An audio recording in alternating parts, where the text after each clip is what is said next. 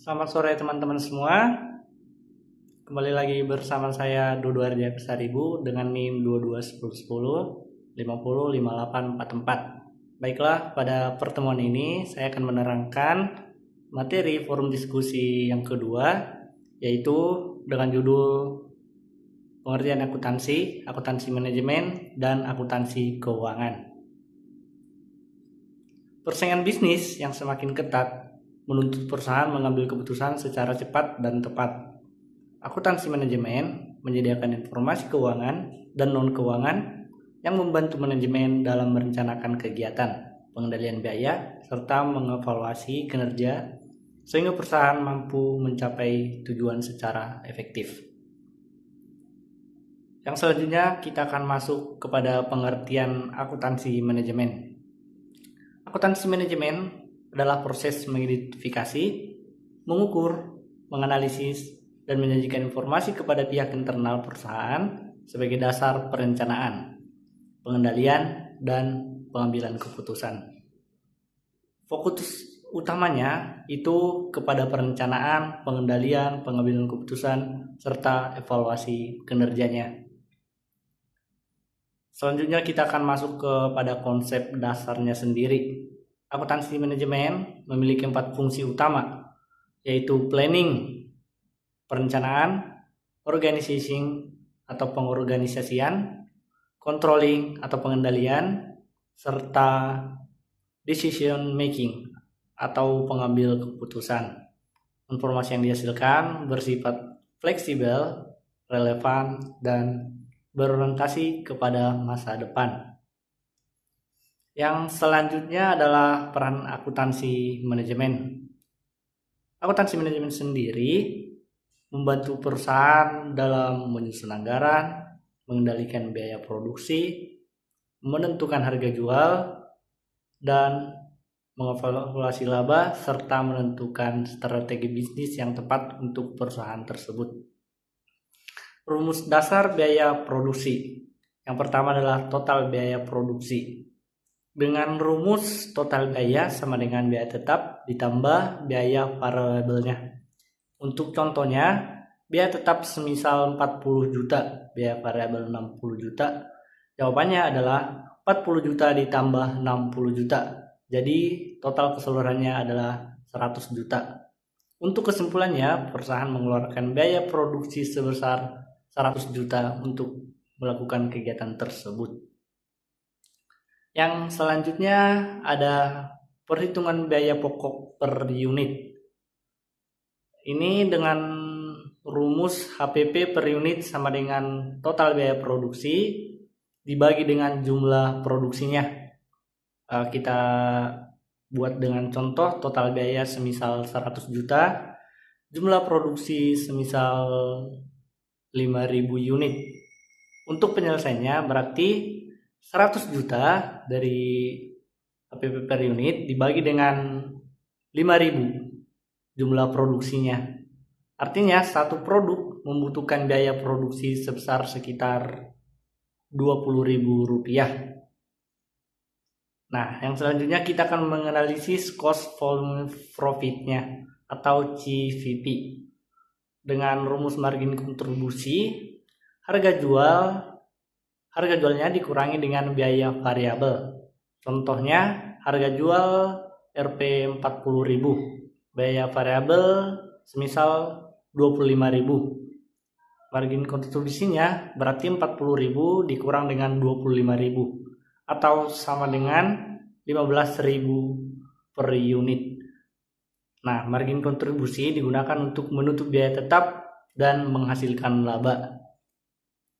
Nah, yang selanjutnya contoh break even point-nya atau BAP. Rumusnya adalah BAP atau unit dibagi dengan margin kontribusi. Contohnya, biaya tetapnya semisal 90 juta dan margin kontribusinya 15.000. Jadi penyelesaiannya 90 juta dibagi dengan 15.000 atau sama dengan 6.000 per unitnya. Artinya perusahaan harus menjual minimal 6.000 unit agar tidak mengalami laba maupun rugi. Yang selanjutnya kita masuk ke contoh kasus. Contoh kasusnya ini kita ambil dari PT Maju Bersama. Kalau PT Maju Bersama perusahaan memproduksi meja belajar. Dia untuk biaya tetapnya di angka 120 juta. Biaya variabel per unitnya itu 350.000. Harga jual per unitnya itu 500.000 dan target penjualan 2.000 unit. Nah, untuk perhitungannya pendapatan 2.000 dikali dengan 500.000 sama dengan 1 miliar rupiah. Total biaya variabel 2.000 dikali 350.000 atau setara dengan 700 juta rupiah. Untuk total biayanya 700 juta ditambah dengan 120 juta atau sama dengan 820 juta. Nah, untuk labanya 1 miliar dikurang dengan 820 juta. Jadi itu sekitar 180 juta rupiah. Nah, untuk selanjutnya kita akan lanjut ke analisis kasusnya. Hasil analis menunjukkan bahwa perusahaan memperoleh laba sekitar 180 juta. Jika biaya variabel dapat ditekan sebesar 10%, laba perusahaan akan meningkat tanpa harus menaikkan harga jual. Hal ini menunjukkan pentingnya akuntansi manajemen dalam pengendalian biaya dan meningkatkan profitabilitas. Yang selanjutnya itu kelebihan dan kekurangannya. Untuk kelebihan, dia mendukung keputusan manajemen, mengendalikan biaya, membantu perencanaan, serta meningkatkan efisiensi perusahaan. Nah, untuk kekurangannya itu dia bergantung pada kualitas data, lalu membutuhkan SDM yang kompeten. Selanjutnya dia mengimplementasi sistem yang memerlukan biaya. Yang selanjutnya adalah penerapan akuntansi manajemen dalam dunia kerja. Penerapan di dunia kerja, akuntansi manajemen tidak hanya digunakan oleh perusahaan besar, tapi juga diterapkan pada UMKM, rumah sakit, hotel, restoran, hingga perusahaan digital. Informasi yang dihasilkan membantu manajemen mengelola biaya, menyusun anggaran, dan menentukan harga jual, serta mengevaluasi kinerja agar tujuan perusahaan dapat tercapai secara efektif. Untuk contoh nyatanya, sebuah usaha roti atau Roti Maju Jaya menjual roti seharga 12.000 per buah. Setelah dilakukan analisis biaya, diketahui biaya produksi setiap roti terdiri dari bahan baku dan tenaga kerja sebesar 7.000 per buah.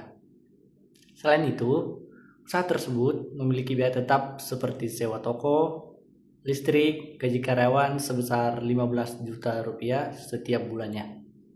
Pemilik usaha menggunakan informasi akuntansi manajemen untuk menghitung break-even point-nya atau BIF. Rumusnya adalah BIF atau BIF per unit sama dengan biaya tetap dibagi dengan harga jual dikurang dengan biaya variabel. Perhitungannya seperti ini. 15 juta dibagi dengan 12.000 dikurang 7.000. Sama dengan 15 juta dikurang dengan 5.000 atau 3.000 roti. Artinya perusahaan harus menjual minimal 3.000 roti setiap bulan agar tidak mengalami kerugian. Penjualan di atas jumlah tersebut akan mulai menghasilkan laba.